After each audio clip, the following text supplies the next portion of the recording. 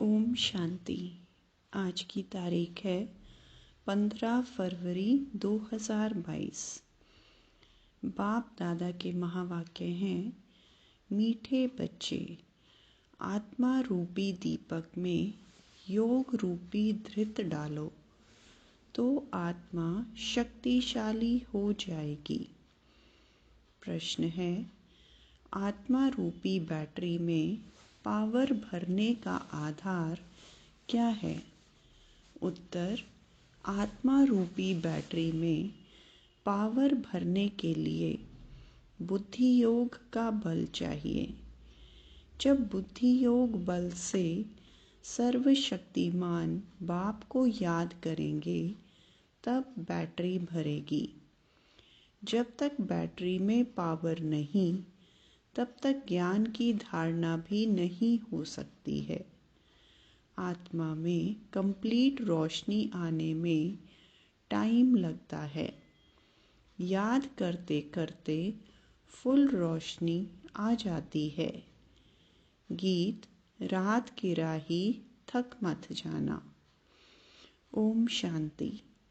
बच्चों ने गीत का अर्थ तो सुना कि तुम बच्चे अब दिन में जाने के लिए पुरुषार्थ कर रहे हो। नई दुनिया में तो रोशनी ही रोशनी है, पुरानी दुनिया में अंधियारा ही अंधियारा है।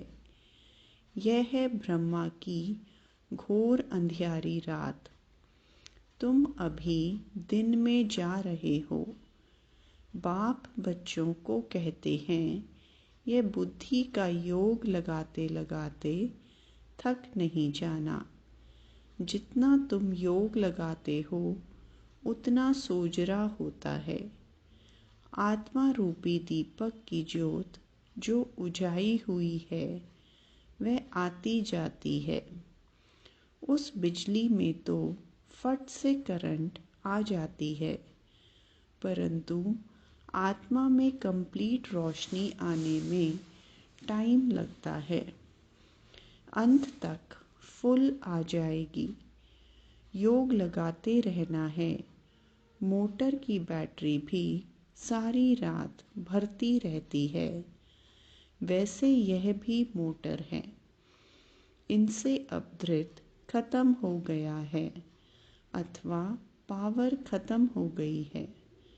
बाबा को तो पावरफुल सर्वशक्तिमान कहा जाता है ना। इस बैटरी में सिवाय बुद्धि योग बल के पावर आ नहीं सकती। सर्वशक्तिमान बाप से ही योग लगाने से सारी बैटरी भरती है। बैटरी भरने के सिवाय नॉलेज भी धारण नहीं हो सकती।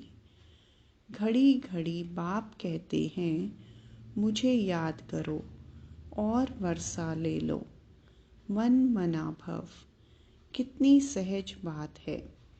मनुष्य तो राम राम का जाप करते रहते हैं और चाहते हैं राम राज्य हो, परंतु ऐसे राम राम जपने से राम राज्य थोड़े ही होगा।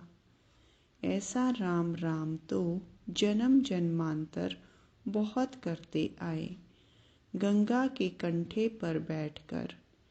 यह तो कोई को पता ही नहीं तो राम राज्य किसको कहा जाता है। जरूर राम ही राम राज्य बनाएंगे। उन्हों की बुद्धि में सीता राम वाला राज्य आ गया है। अब उस राम राज्य में तो राम को ही आराम नहीं था।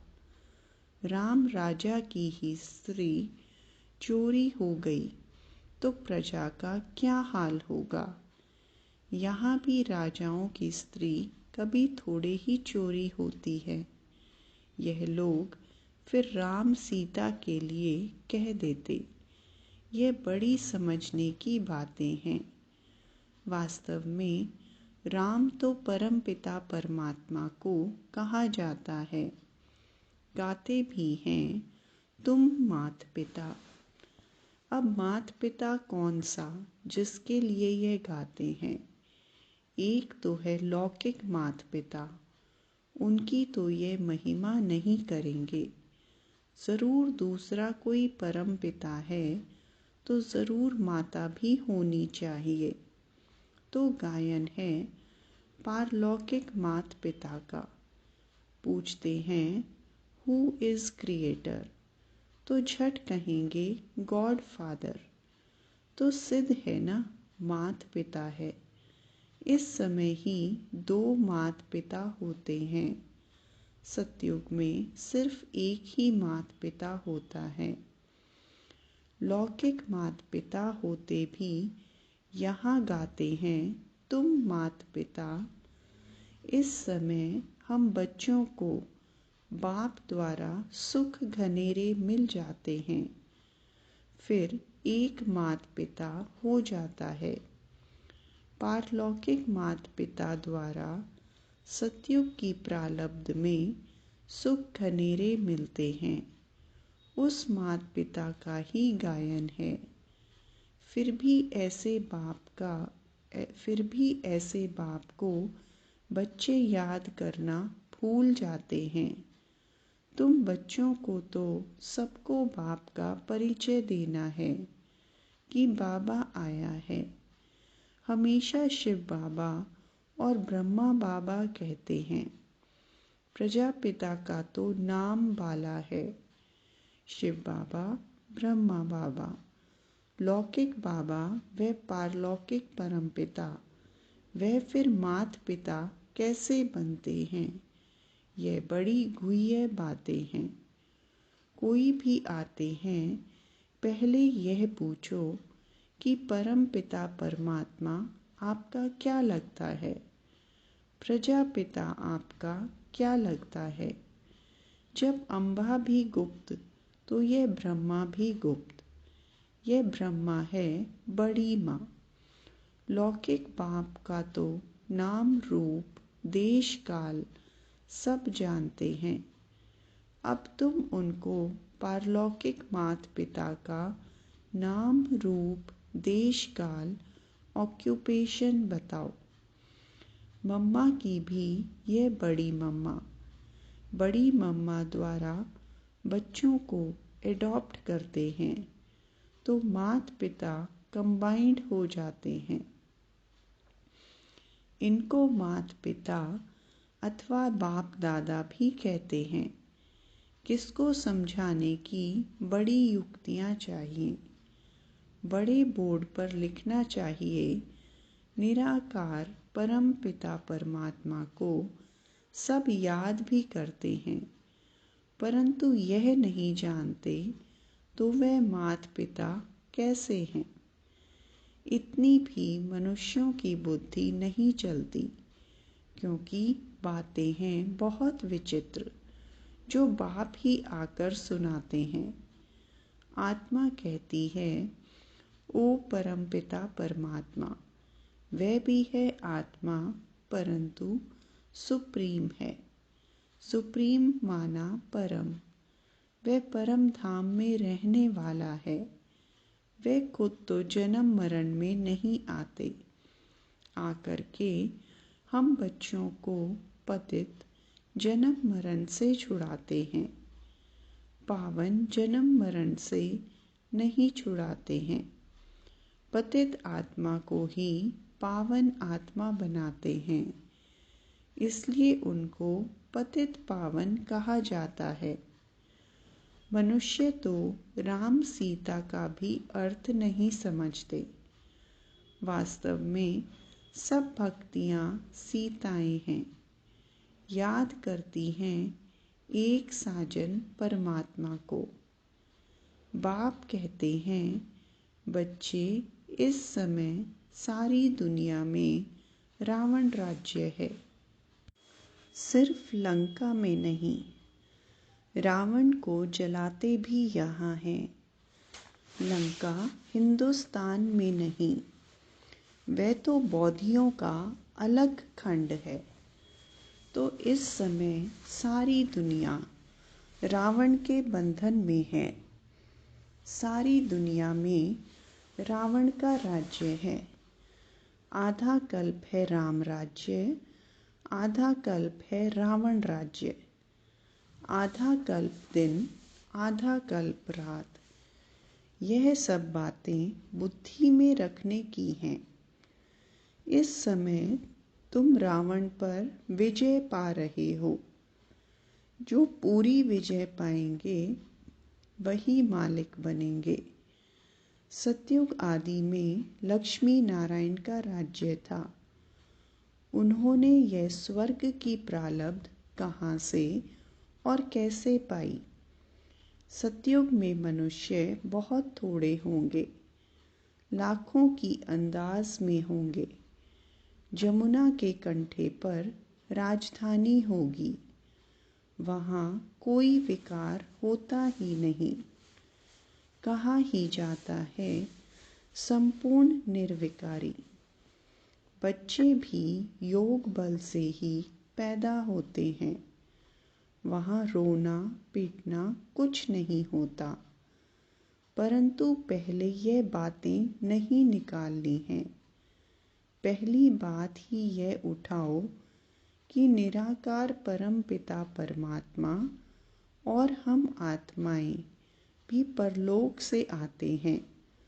तो तुम्हारा पारलौकिक परम पिता से क्या संबंध है? नंबर 1 बात है यह।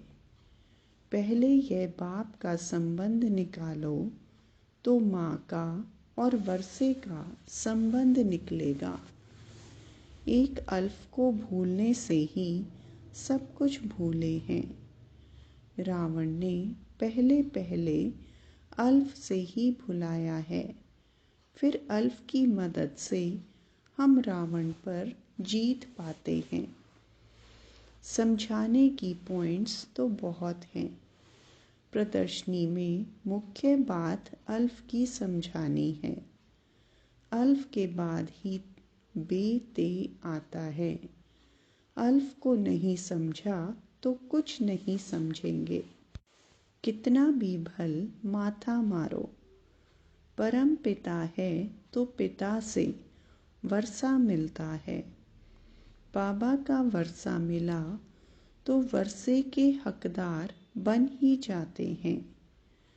त्रिमूर्ति पर समझाना कितना सहज है। ऊपर में बाप खड़ा है, नीचे लक्ष्मी नारायण वर्षा, यह विष्णु खड़ा है। बाबा कहते हैं मुझे याद करो तो वह वर्षा पाएंगे।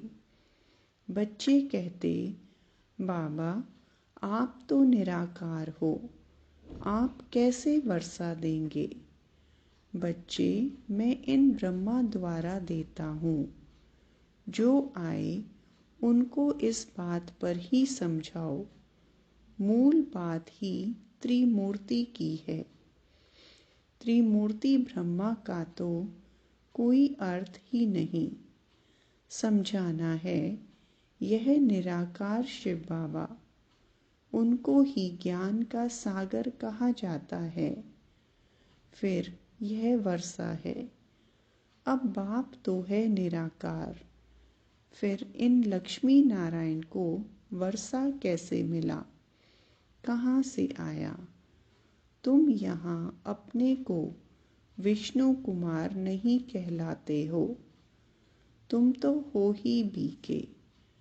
ब्रह्मापुरी मनुष्यों की ही कही जाती है, जहाँ खास ब्राह्मण रचते हैं। सिंध में भी ब्रह्मापुरी थी। ये किसने समझाया? शिव बाबा ने। हमेशा बाप दादा कंबाइंड कहना है।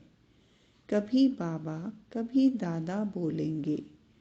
दोनों आत्माओं का मुख तो एक ही है ना।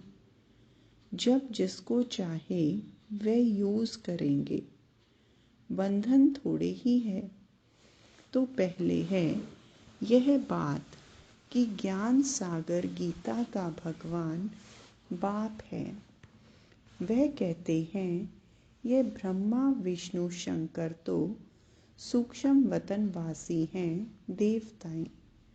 यह ब्रह्मा तो मनुष्य है, जब संपूर्ण बनेंगे तो देवता कहलाएंगे। यह तपस्या कर फिर देवता बनते हैं।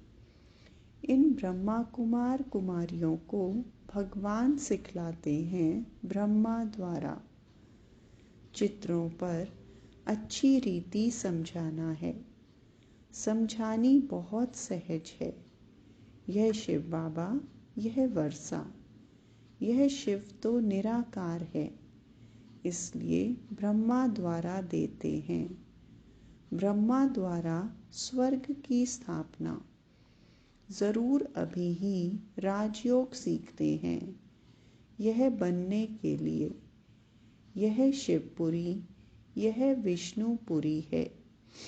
अच्छा, मीठे मीठे सिकिलदे बच्चों प्रति माता पिता बाप दादा का याद प्यार और गुड मॉर्निंग। रूहानी बाप की रूहानी बच्चों को नमस्ते। रूहानी बच्चों की रूहानी बाप दादा को याद प्यार, गुड मॉर्निंग और नमस्ते। धारणा के लिए मुख्य सार। पहला पॉइंट, अल्फ की याद से रावण माया पर जीत पानी है। सबको अल्फ का परिचय देना है। दूसरा पॉइंट, याद की यात्रा में थकना नहीं है। अपनी बैटरी को चार्ज करने के लिए सर्वशक्तिमान बाप को याद करना है। वरदान, एक बाप की याद द्वारा एकरस स्थिति का अनुभव करने वाले सार स्वरूप भव। एकरस स्थिति में रहने की सहज विधि है एक की याद। एक बाबा, दूसरा न कोई।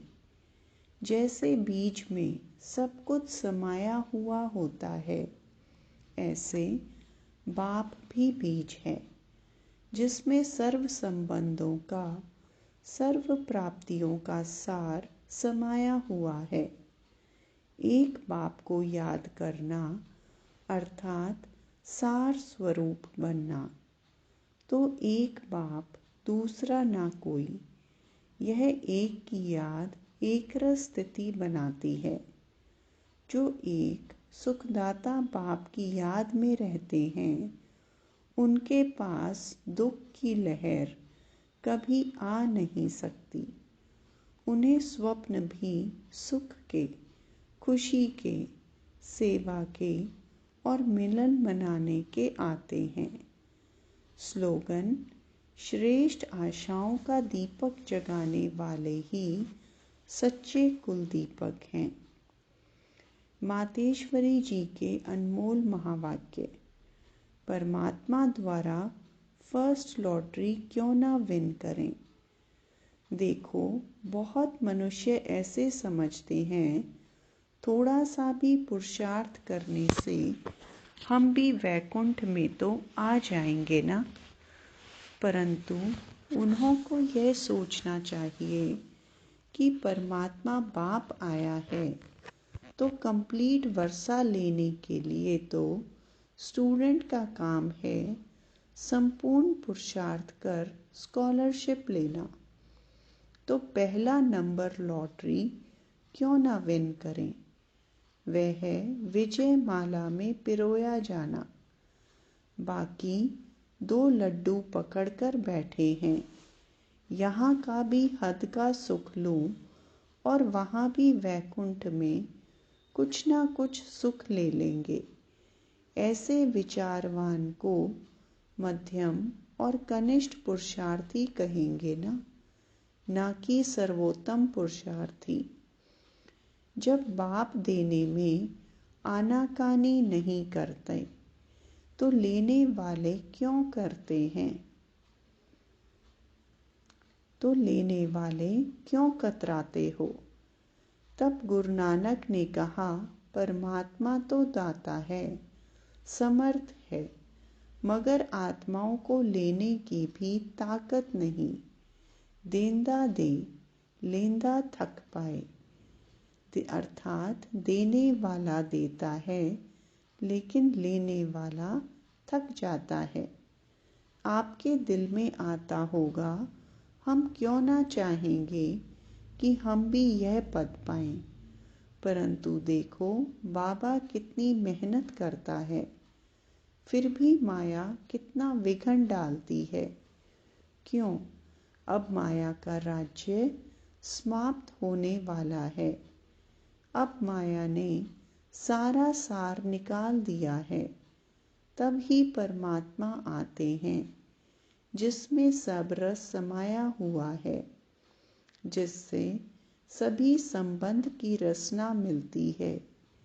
तब ही त्वमेव माताश्च पिता आदि आदि यह महिमा उस परमात्मा की है, तो बलिहारी इसी समय की है जो ऐसा संबंध हुआ है।